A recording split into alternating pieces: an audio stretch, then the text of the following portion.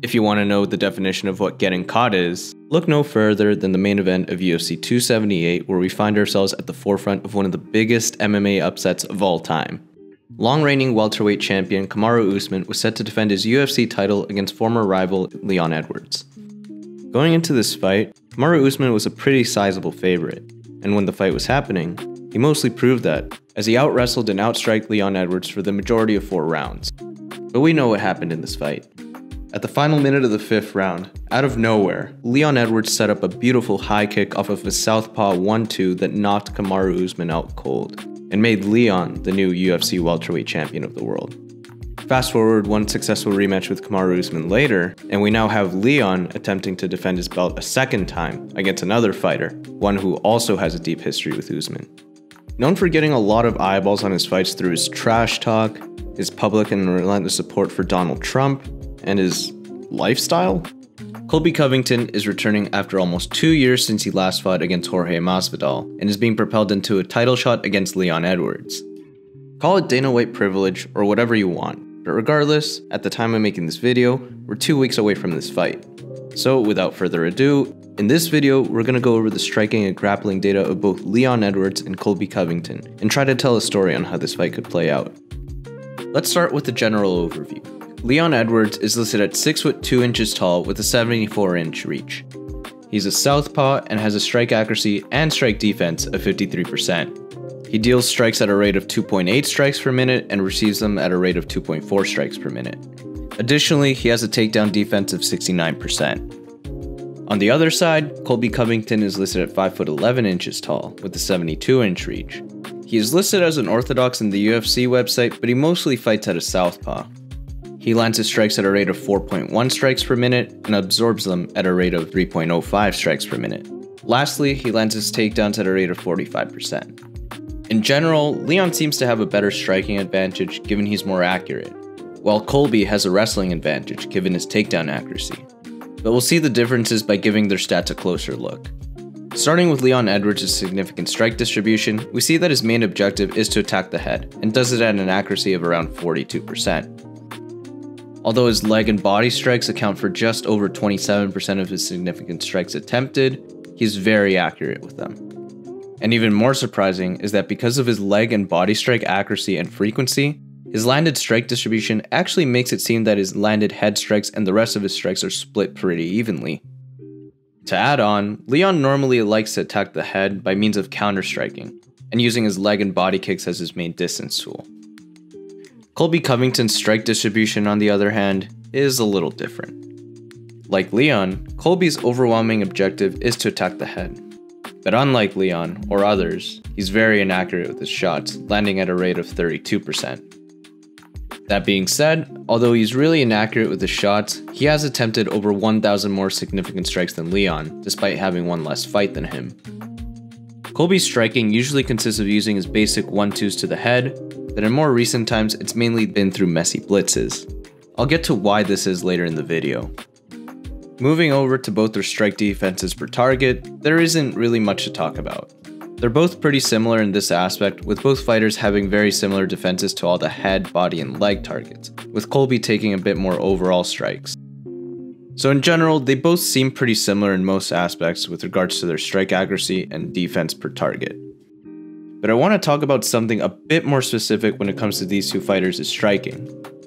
If we look at both Leon and Colby's fight records, you'll notice a lot of their fights end up going the full distance, whether it be in 3 or 5 round affairs. So in order to gauge who would have the advantage in the later rounds in this fight, I think it's important to analyze their strike output throughout each round. Let's start with Colby Covington. Looking at his strike output per round, we can see that Colby, in general, likes to keep his strike output greater than 5 strikes per minute throughout every round.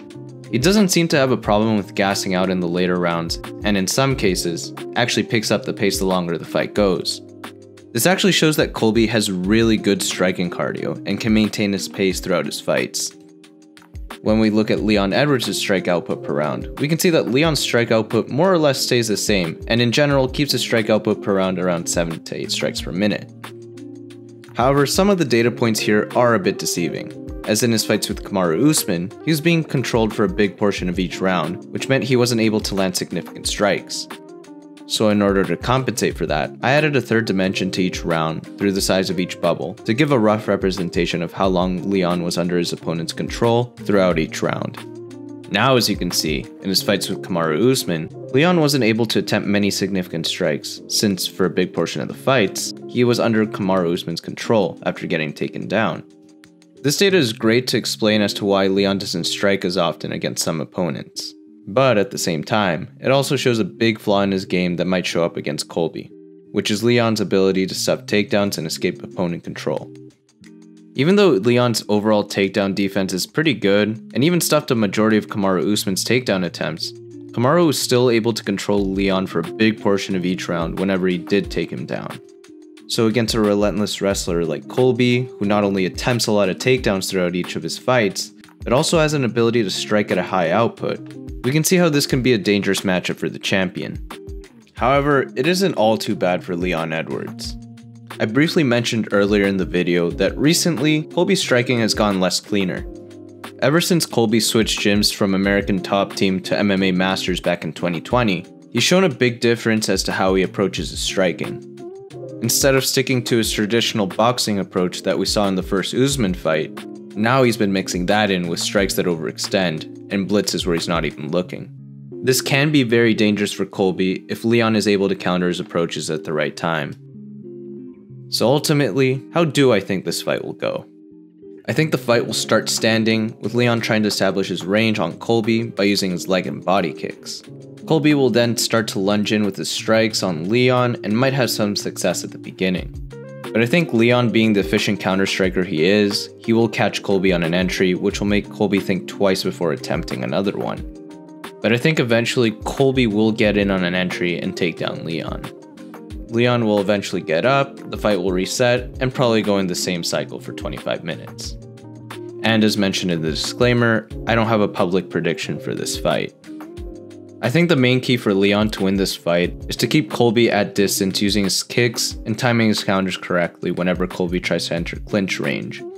If he shows that he can establish respect from Colby by countering him and hurting him on the feet, then I can see him winning this fight most likely by decision, but I can also see a KO or TKO.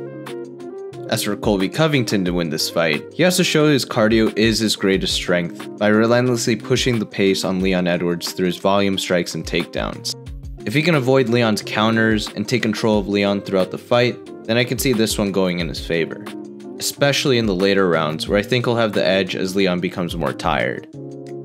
Leon Edwards vs Colby Covington has the potential to be one of the more well-rounded title fights in the year. Leon on one side is a calculated counter striker that likes to time his shots correctly on his opponent's entries. Whereas Colby on the other side may not be the most methodical striker, but makes up for it with his striking cardio and his wrestling. Although I would like to say that this clash of styles can make the fight really exciting, in my personal opinion, I think this fight will probably be very slow. Going beyond the fact that most of Leon and Colby's fights have gone the full distance or very close to it, Leon's recent fights haven't been the most exciting to watch. This was mainly because of his style and because his strike output wasn't all that high in those fights. And Colby's most recent fight against Jorge Masvidal was mostly a wrestling clinic, with some interesting striking exchanges. I really hope to be wrong on this though, and this ends up being fight of the night, but I guess we'll have to see in a few weeks' time at UFC 296. Any additional graphs that you see on screen right now will be available in the community post.